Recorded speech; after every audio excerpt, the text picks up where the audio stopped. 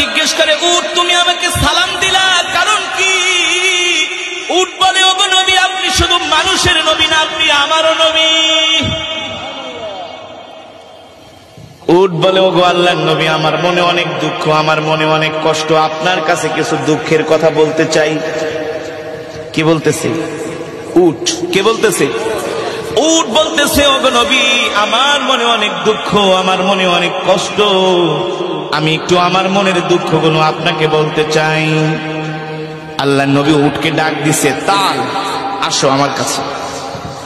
উট আল্লাহর নবীর কাছে আসলেন। এসে উটের মুখটা আল্লাহর নবীর কানের কাছে নিয়ে মনের সব দুঃখগুলো বলতে লাগলেন।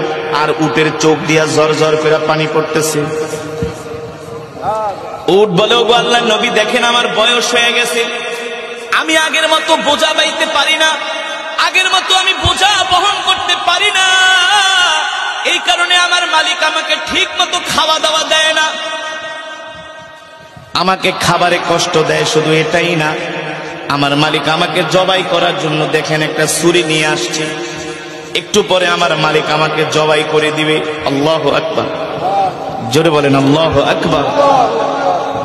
আল্লাহর নবী উটের কথাগুলো শুনছেন, আর উট কান্না করে বলতেছে, ওগো নবীজি, দুনিয়ার কোন মানুষের কাছে মনের দুঃখ বইলা লাভ নাই।